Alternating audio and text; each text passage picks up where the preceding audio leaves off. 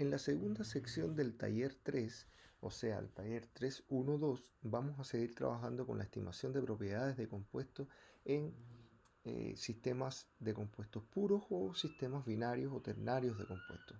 Entonces, para eso quería recordar como una fase introductoria a este taller que estamos trabajando con una estrategia de simulación modular secuencial. Sabíamos de clases anteriores que esta estrategia era fundamental en los nuevos paradigmas del diseño integrado de procesos, donde el simulador se involucra en cada una de las etapas del diseño, desde la concepción hasta incluso durante la marcha de las plantas químicas, su optimización, su transformación, y sobre esa base estamos trabajando. Habíamos incorporado en nuestro procedimiento de trabajo una serie de pasos lógicos a seguir para poder estimar o simular y estudiar a partir de diferentes herramientas, diagramas de flujo de procesos, y para ello estamos en este momento estudiando en la asignatura los primeros pasos de esta estrategia, que pasa por identificar compuestos que queremos estudiar, identificar cuáles son los modelos termodinámicos apropiados para estimar sus propiedades y hacer estimaciones iniciales de dichas propiedades.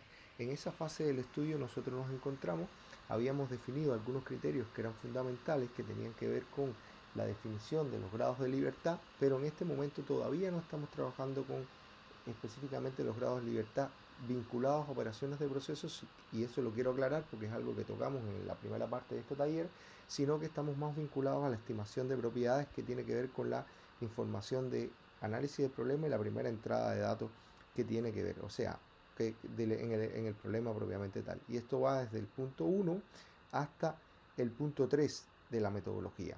Ahora, recuerden que para estimar propiedades teníamos varios grupos de modelos, pero los dos más relevantes eran los modelos basados en coeficientes de actividad y los modelos que respondían a ecuaciones de estado.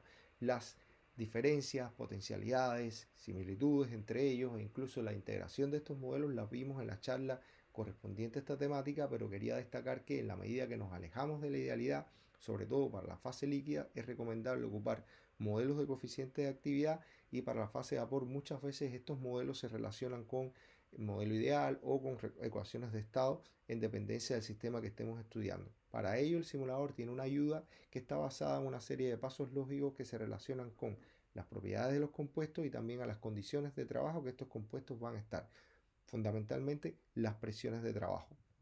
Esta metodología la hemos ido viendo en cada una de nuestras charlas, por tanto les recomiendo nuevamente que la estudien, que la profundicen, que descarguen este paper donde se describe de una manera muy detallada cuáles son las implicaciones de cometer errores a la hora de seleccionar modelos termodinámicos para la simulación de procesos y estimación de algunas propiedades.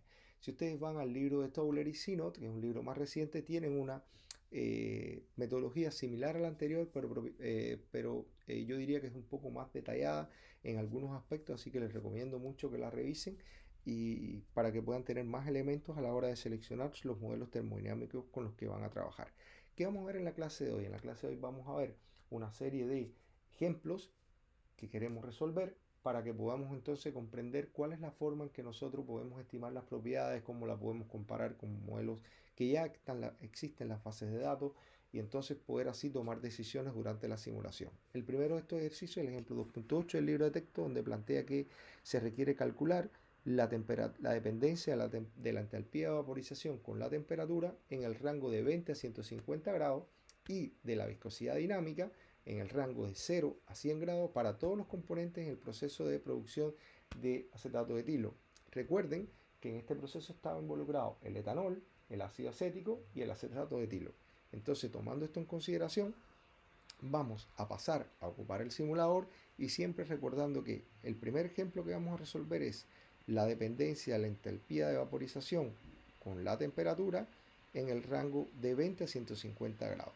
Vamos a hacer como estrategia, vamos a partir con el acetato de etilo y después vamos a ir incorporando un compuesto a la vez, para que ustedes vean que es bastante simple de hacer y es bastante provechoso también así a la hora de comprenderlo.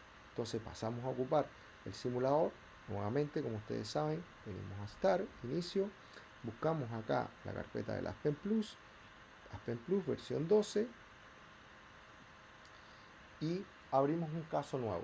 En este caso vamos a ocupar modelo coeficiente de actividad por las características que tienen los compuestos involucrados. Recuerden que cuando son compuestos de moléculas muy diferentes, moléculas con factor acéntrico diferente, con polaridades diferentes, entonces lo recomendable es ocupar, de hecho, moléculas donde podría estar en presencia de azeótropo, lo recomendable es ocupar modelos de coeficiente de actividad. Entonces, dicho esto, vamos a crear una nueva simulación y en esta nueva simulación nosotros vamos a incorporar tres compuestos, que es el etanol, el acetato de etilo, yo le voy a llamar E-acetate y lo voy a buscar en la base de datos como ya ustedes saben hacerlo. Entonces, etilacetate, recuerden siempre en inglés, lo buscamos acá por el nombre del compuesto, aquí aparece, le damos agregar, disculpen, y tenemos ya el etilacetato. Y ahora voy a aprovechar que estoy aquí y voy a buscar el ácido acético igual. Lo buscamos en la lista de compuestos. Aquí aparece acetic acid. Le doy a añadir. Y aquí me aparece el nombre. Yo le voy a llamar A-acid. Le doy a renombrar. Igual que el etilacetate, que aquí me equivoqué. Le tengo que poner una E. Y le doy renombrar. ¿Ok? Tenemos los compuestos. Ahora recuerden, como es un sistema no ideal, o que debería alejarse de la idealidad, vamos a ocupar un modelo de coeficiente de actividad y estamos listos entonces para pasar a estimar propiedades. Lo que nos dice el ejercicio es que estimemos, vemos la entalpía, la dependencia de la entalpía de vaporización con la temperatura en el rango de 20 a 150 grados. Y esto para todos los compuestos. Nosotros vamos a ir poniendo un compuesto a la vez. ¿Dónde podemos estimar las propiedades de un compuesto puro? Acá arriba tienen un acceso directo donde dice Pure y ahí ustedes dicen, van a ver que les despliega un bloquecito donde dice Pure Analysis y te especifica que es para generar tablas y gráficos con propiedades de los compuestos puros. Entonces, esta es una forma de acceder. La otra forma es venir por acá, por este panel de navegación, venir a análisis y en análisis hacer un nuevo análisis. Y ahí, bueno, especifican que es un componente puro y demás. Vamos a ocupar esta que es más directa, Pure, y en Pure Analysis le dice qué método quieres, qué método de estimación de propiedad. Bueno, el primero que nosotros ocupamos, que es el método Unifact, estamos ok. ¿Qué propiedad? Entonces, acá hay un detalle, estas propiedades aparecen con una sigla, entonces yo recomiendo que busquen la sigla y lean la descripción sobre ella para que se cercioren bien de qué es la propiedad que ustedes quieren estimar. Nosotros queremos estimar en este caso la entalpía de vaporización. Vamos a buscarlo. Y aquí está, DHUL, ¿ve? Entalpía de vaporización de componente puro. Lo seleccionamos. ¿En qué unidades? Joule por kilomol. Voy a escoger esa que aparece por defecto ahí. ¿Qué rango de temperatura? ¿Ven? Temperatura. Me decía que de 20 a 150 grados. ¿Cuántos puntos de evaluación? Vamos a poner 50 puntos, que aparece por defecto. Presión atmosférica, porque no me indicaban que fuera otra presión. Y como ustedes ven acá, tengo todos los compuestos disponibles para hacer este cálculo. Vamos a empezar con el acetato de etilo solito. Y vean que se activa el botón correr análisis. Le damos correr. Va a demorar un ratito.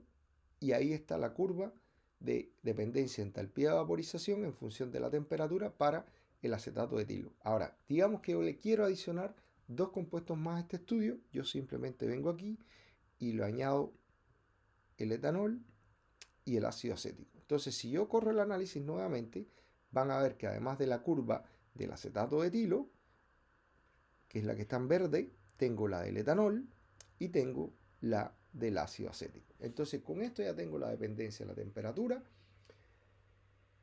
con la entalpía de vaporización con la temperatura para estos compuestos. Ahora les dejo de estudio independiente que ustedes hagan lo mismo para la dependencia de la viscosidad dinámica con la temperatura. Recuerden que en ese caso es de 0 a 100 grados Celsius. Este es el primer ejercicio del taller y ahora ustedes con este ejemplo pueden practicarlo y pueden hacerlo además para otros sistemas. El segundo ejercicio plantea calcular los diagramas de equilibrio TXY a presión atmosférica para sistemas binarios de acetato de etanol, etanol ácido acético, agua ácido acético y comparar los resultados por dos modelos termodinámicos, el modelo NRTL y NRTL-HOC. Ahora, queda de tarea que ustedes revisen cuál es la modificación incluida en el modelo HOC con respecto al NRTL original y cuáles podrían ser las implicaciones que tienen estas modificaciones. Con respecto a la comparación de estos modelos, debe ocuparse la base de datos NIST, que como vamos a ver más adelante, para algunos de estos sistemas tienen varios juegos de datos que se pueden utilizar. Entonces, tomando en consideración que este es el ejercicio, que ya habíamos creado una simulación con los 4 componentes que son etanol, agua, acetato de etilo y ácido acético, podemos proceder a incorporar los modelos termodinámicos. Recuerden que era el NRTL y el NRTL-HOC. En caso de que falten algunos de los parámetros, como ya vimos en el ejemplo anterior, se pueden ser estimados a partir del modelo de UNIFAC o automáticamente el sistema trae los parámetros de la base de datos para estos compuestos que son bastante comunes. Recuerden que, bueno, por las características que tienen estos compuestos, un sistema que se aleja de la idealidad y por tanto se recomiendan estos modelos de coeficientes de actividad. ¿Cómo construimos las curvas binarias? De la misma manera que vimos anteriormente. Comenzamos el análisis buscando los componentes o el sistema binario en la base de datos NIST. Para eso entramos en la barra de herramientas, buscamos TD NIST, decimos que va a ser un sistema binario que va a estar compuesto por ejemplo, vamos a ocupar etanol y acetato de etilo y le vamos a pedir que extraiga los datos de la base de datos. Demora un momento en extraer los datos.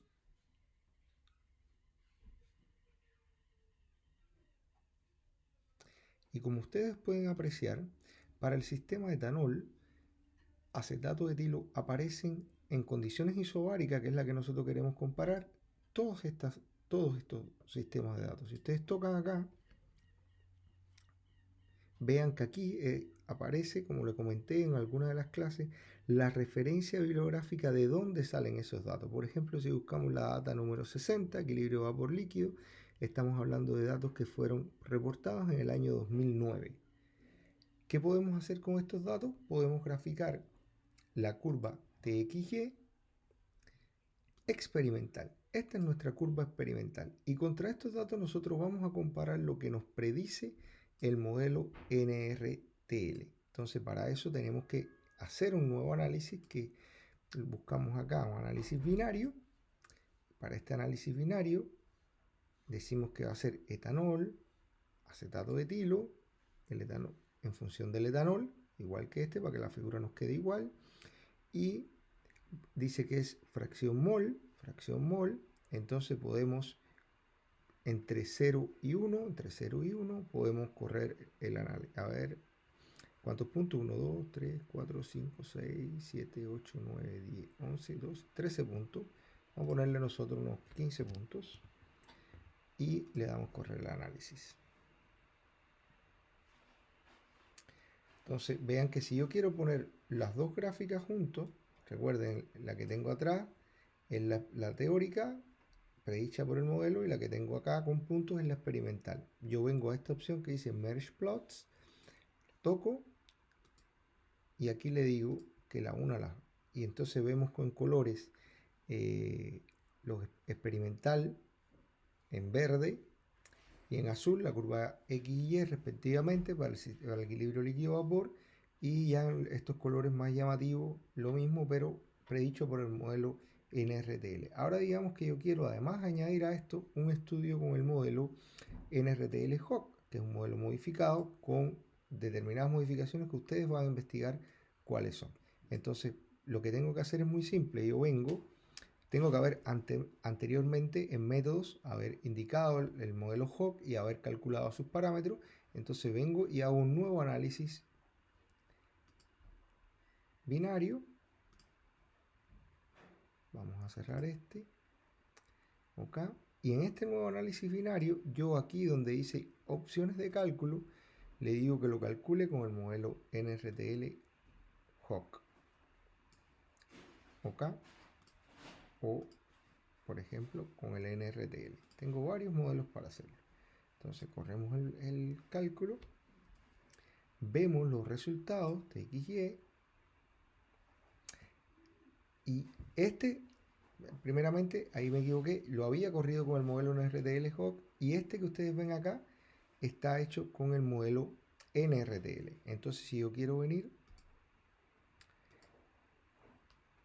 me doy cuenta que el modelo NRTL para este sistema está limitado para describir el equilibrio vapor líquido. De hecho, no ubica el azeótropo en la región donde debe estar.